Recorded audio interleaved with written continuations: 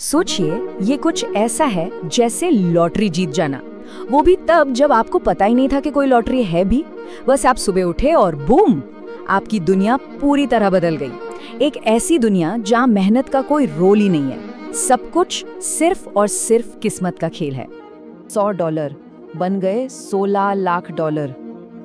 नहीं, ये कोई सपना नहीं है, ये एक असली कहानी है, एक इंसान की। और ये कहानी ना एक बहुत बड़ा सवाल खड़ा करती है, क्या सच में सिर्फ मेहनत से ही सब कुछ मिलता है? चलिए आज हम अमीर बनने के कुछ ऐसे ही अजीबोगरीब, कुछ हैरान करने वाले रास्तों की पड़ताल करते हैं। तो हमारा पहला पड़ाव है जिसे कहते हैं कॉस्मिक लॉटरी। मतलब यहाँ पैसा कमाने के लिए कोई मेहनत मशक्कत नहीं करनी पड़ती, दौलत मिलती है सिर्फ किस्मत से, या यूं कहें कि सही टाइम पर सही जगह होने से। ये वो रास्ता है जहां आपको सच में कुछ नहीं करना होता। अच्छा, तो इस कैटेगरी में सबसे पहले आते हैं द इनहेरिटर, मतलब वारिस। ये वो लोग हैं जो सीधे सीधे अमीर घर में पैदा हो गए। जन्म लेते ही उन्होंने कॉस्मिक लॉटरी जीत ली। कोई मेहनत नहीं, कोई स्ट्रैटेजी नहीं, बस पैदा हुए और करोड़ों अरबों की संपत्ति, जमा जमाया बिजनेस और एक सिक्योर फ्यूचर, सब कुछ थाली में सजा सजाया मिल गया। और फिर एक और अजीब सी स्ट्रैटेजी है, कुछ लोग इसे कभी फेल ना होने वाला इन्वेस्टमेंट भी कहते हैं। तरीका क्या है? एक चार्मिंग, समझदार और बहुत अमीर, थोड़ी ज्यादा उम्र का इंसान ढूंढो। मान लीजिए कोई 75 साल का है, स्टेज 4 कैंसर है और उनके पास $100 मिलियन की जायदाद है। अब यहाँ मार्केट का कोई रिस्क नहीं है ना, क्योंकि एसेट तो पहले से ही वहाँ है। सुनने में थोड़ा डार्क लगता है, पर हाँ, ये भी अमीर बनने का एक तरीका है।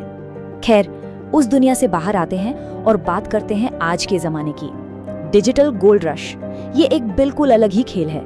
यहाँ किस्मत, बड़े बड़े रिस्क और खुद को पूरी दुनिया के सामने रख देने का एक अजीब सा कॉकटेल है। और हाँ, यहाँ रातों रात करोड़पति बनने की कहानियां सच होती हैं। जरा इन दो दुनियाओं को देखिए। एक तरफ है मीम कॉइन किड, जिसने मजाक मजाक में एक डिजिटल कॉइन पर सिर्फ $100 लगा दिए और वो बन गए $4 मिलियन। कीमत क्या चुकाई? बस 2 सेकंड की सोच। वहीं दूसरी तरफ है टॉप 1% का कंटेंट क्रिएटर, जो किसी NBA प्लेयर से भी ज्यादा कमाता है। लेकिन इसकी कीमत? अपनी पर्सनल लाइफ दांव पर लगाना, नॉन स्टॉप मार्केटिंग का प्रेशर, इमोशनल स्ट्रेस और हमेशा हमेशा पब्लिक की नजरों में रहना। इस रास्ते की जो सबसे डरावनी सच्चाई है ना, वो इस एक लाइन में है, अगर ये फ्लॉप हो गया तो आपने बिना पैसे के हमेशा के लिए इंटरनेट पर अपना नंगा शरीर पोस्ट कर दिया है। ये ओनली फैंस जैसे प्लेटफॉर्म्स की वो स्याह हकीकत है जिसके निशान कभी नहीं मिटते। और ये चार्ट दिखाता है कि हकीकत कितनी बेरहम है। बाहर से दिखने वाले ग्लैमर के पीछे की सच्चाई ये है कि सिर्फ टॉप के 1% क्रिएटर्स ही सच में अच्छा पैसा कमा पाते हैं, बाकी के 99% बस स्ट्रगल करते रह जाते हैं। ये एक ऐसी रेस है जिसमें ज्यादातर लोग हारने के लिए ही दौड़ते हैं।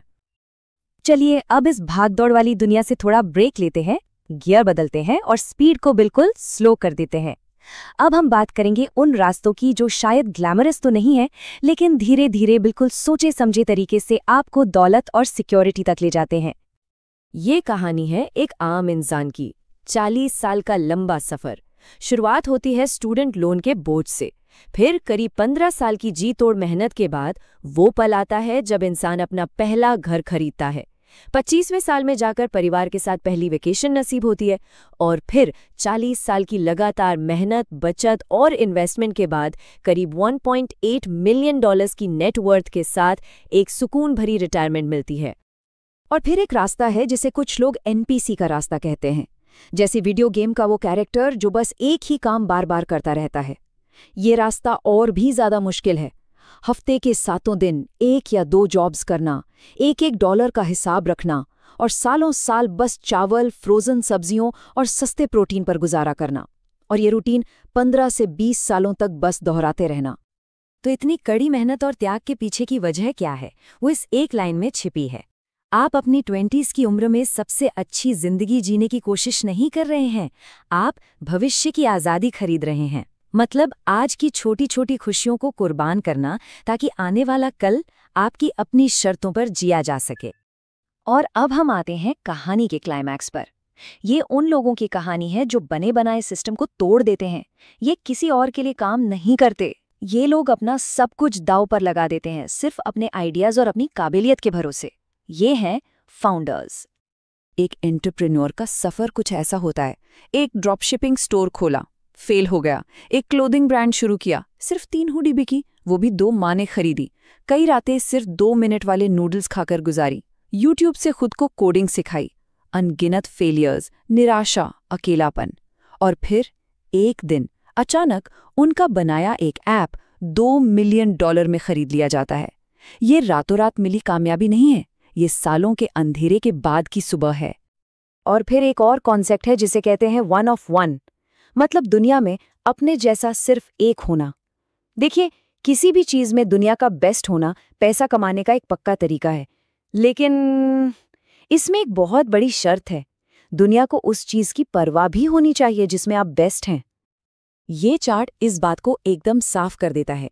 एक तरफ है बास्केटबॉल के लेजेंड लेब्रॉन जेम्स, इनकी साल की कमाई है $117 मिलियन, और दूसरी तरफ है पूल के महानतम खिलाड़ी एफ्रेन रेयस, इनकी पूरी जिंदगी की नेटवर्थ है करीब $2 मिलियन।